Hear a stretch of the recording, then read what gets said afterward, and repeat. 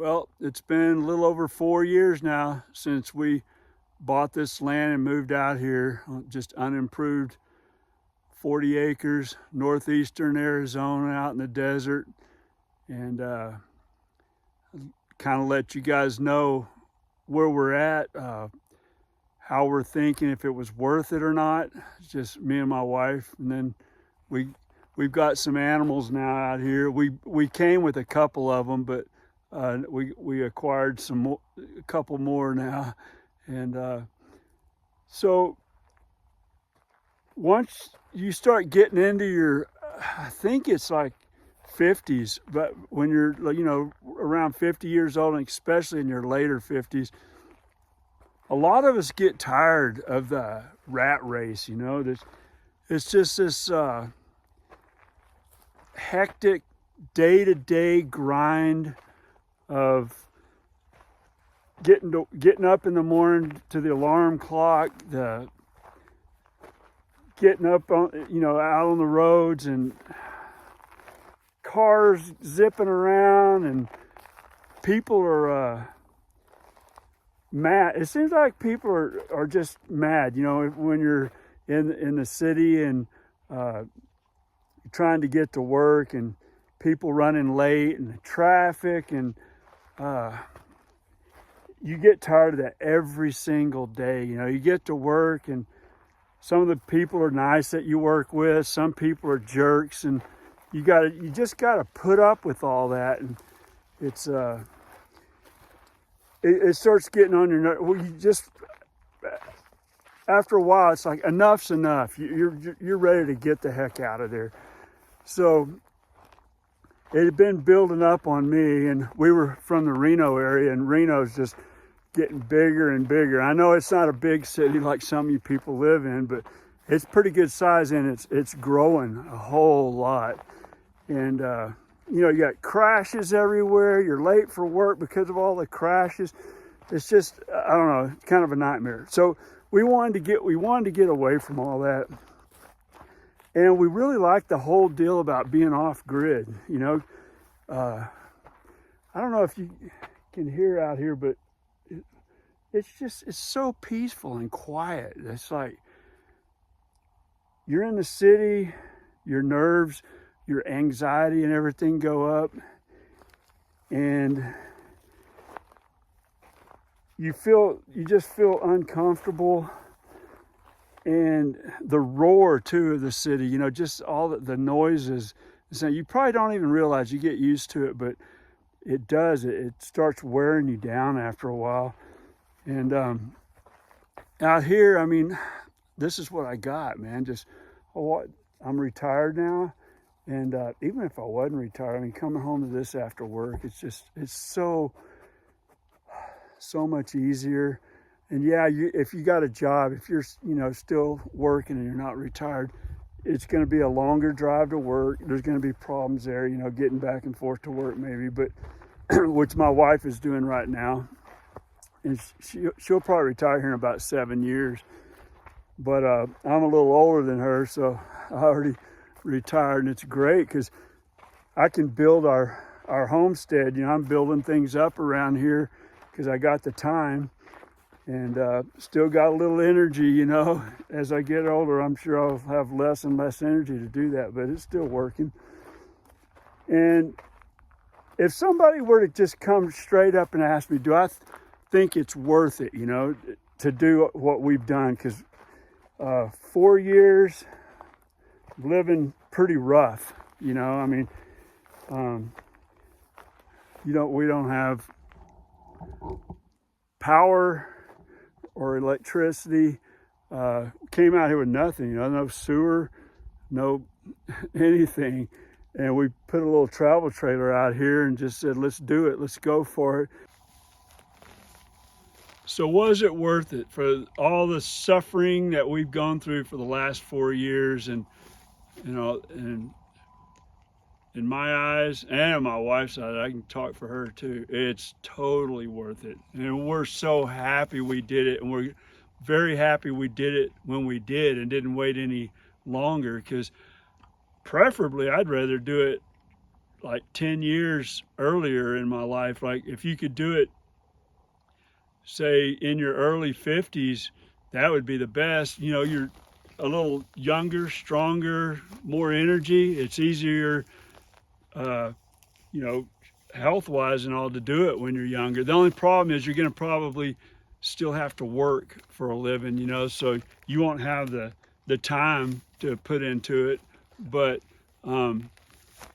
you can still do it, you know, get a little bit done maybe after work or definitely on the weekends. Make sure you get something done. So you're going to go slower, I'm sure, but you could still get quite a bit done, you know. So, and it all depends on how you go about doing it. As to everybody's got their own way of doing it, and it depends on how much money you got to work with and all that.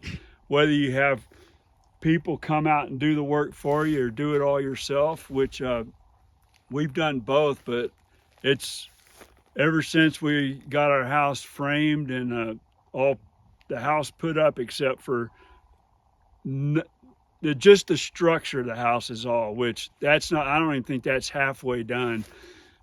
We totally took over since then. We've done everything ourselves. So that's a lot of work building a house like that. You know, you got to do all the sewer pipes and the electricity, all that plumbing. The plumbing was probably the hardest part up underneath the house, you know, trying to do all that sewer plumbing and you know, all your vent lines that run up into the attic and out through the roof. There's a lot to it and quite a bit of electrical work too, but that's not near as bad. I guess a good question is, looking back, would I do anything different? You know, yes, there's one thing I can think of right now. The travel trailer that we moved in, we were trying to, what we were really conscientious on doing is not spending any more money than necessary, because you've got a lot to do, you know. You've got to have a septic system, you've got to drill a well, you know, those two right there are real expensive. And then building a house, of course. So you don't want to be spending a bunch of money, but you know, temporary spending of money anyway. That the travel trailer that we were in, oh my gosh, that thing was like 20 foot long, and it wasn't even that big inside, you know. So we've got this little travel trailer that the livable space in there, you know, if you counted out, didn't count the restroom, we probably got like 15 feet by, I don't know, what are those, 8 feet wide, something like that. Teeny tiny little thing. For one person, it's still cramped, but you could do it. But with two people, it was pretty tight, really tight. And we were living in that thing for a couple of years.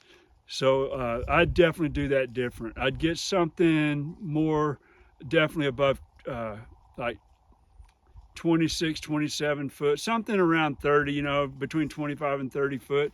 But that's just with two people now. So that is one thing I would definitely do different. I think everything else that we did, though, I wouldn't do it much different, you know. I mean, the first thing you got to do, I mean, it's a big one, is a septic system, because you don't want to be having to go to the bathroom in buckets all the time, you know, and hauling off your garbage, you know, to your sewer garbage to the dump and stuff. So that's one thing, you got to get that done right away. And then, you know, we were hauling our water, you know, for a while till we got the well drilled. And then once we got the well and the sewer done, you know, you got to hook that up to the travel trailer and get that all worked in, and which we did. And then life became a lot better, but we still had a long way to go, you know. So what I'm getting at here, if you're thinking about doing this, make sure you're tough. You got to be really tough. If you got tons of money and you can live somewhere else and keep driving back and forth out to the build site, good luck with that. That'd be a lot more comfortable, but I think there'd be too much driving back and forth. You can't really stay in it. You really need to be out here and a part of it and start feeling the land and the comfort of the land and all. So if you're interested in doing this yourself, remember, septic, water, in your home, you got to do it pretty much in that order. You got to get your home built though, man. I mean, do it yourself or have somebody do it, but you need a home. Don't be satisfied with living in that travel trailer too long and just having fun on your property, because time's wasting. And so I would say that somebody that's getting things done at a reasonable rate, you won't believe this. It's going to take you probably, a lot of it depends on it, but minimum, I mean, if you're just hard at it, going hard, it's going to take you about 5 years to get this stuff done. Unless you have a crew come out. If you got the money, man, you can get a bunch of people to come out, crews to come out and just build it up for you within a year or two. But if you're doing a lot of the work yourself, it's a minimum of 5 years, probably closer to 10. So just if you don't have, if you're like most people, you're only going to have so much money to put into it. By the time you buy the land, do your septic, your well, maybe all your money will be gone, but you're more than likely going to have minimal funds after that.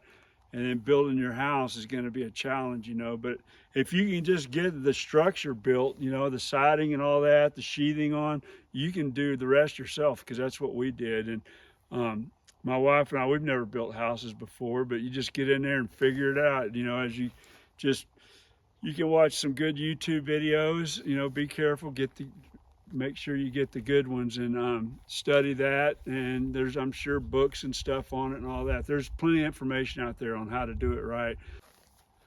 One of the things that I recommend doing too, once you get out and you start rolling, and don't work yourself to death on the home. You've still got to go out and have fun. So you can do a deal. And I'm retired, so it's a little different, but even if you're not retired, you can kind of go along these same guidelines. If whatever your hobbies are, don't completely throw those out, man. So, work on the house for certain days and then take the day off from working on the property and all. Just don't work on the property that day. Go do something else. Go out and I like flying, that's my deal. And sometimes it's not that. I just want to go up into the mountains and go for a hike or something, or hike around here, or just enjoy my property a lot of times without working on the house. And just make that in your mind. Okay, today is my day off. I'm not going to work on the house. You need to do that. Clear your mind and then come back into it. Yeah, and one of the things is too that I didn't save a lot of money up for retirement, so I'm just doing it on Social Security. But if you set yourself up right on living off grid like this, you've got no utility bills. You're not paying a water bill, monthly electric bill, all those bills that just eat you up every month, sewer bill, I don't know, I can't even remember all of them now. Yeah, your TV service bill, your internet service bill, all that stuff. Don't have any of that. We do have the cell phone bill, and propane, we have to buy propane, but that's about it. So that's the only way I'd be able to retire on Social Security, though, is to set myself up like this. So if this is something you guys really want to do, I highly recommend go for it. You figure out where you want to go, do your research. You're going to have to go out there definitely and check out the area, get to know the people kind of in the area, what they're like, and see if that's what you want. And then start looking for some land. Find some good land that you know you can get water on. You got to have water. Hauling water, no good. Some people do it. No, I would not recommend that. And collecting rainwater, that's a possibility, but I would really look into that one too. That could be a lot of extra complications to your build and all that, because I mean, it's a lot to think about, you know, collecting it, keeping it uncontaminated. There's long periods without rain that you're going to have to conserve on your water and all this. So I would not recommend that. I definitely want to have a well or some source of water. But heck yeah, just go for it, man. You got to do it. Just sell your house if you're, you know, if you own anything. Like, try to get all the money you can together and get out there, secure that land. Once you've got that land secured, get out there and start living on the land, man. It's so cool. And like I was saying before, you got to be tough. If you're not a tough person, if you can't handle suffering, you might get a little cold, you get cramped up in a little travel trailer for a while and all that. You got to learn, you know, if it's getting to you, get out of there and walk around out on your property and enjoy it. Put a raincoat on, walk out in the rain or something, you know. I mean, but just do it. I'm telling you, you won't be sorry. It's not for everybody. There's probably more people that try this and back out of it because they can't handle it than people that actually succeed. But man, I mean, if this is something you really want and you're a tough person and you can handle some suffrage, you know, and you don't mind living camping style for extended periods of time, definitely go for it. I highly recommend it. We'll see you on the next video.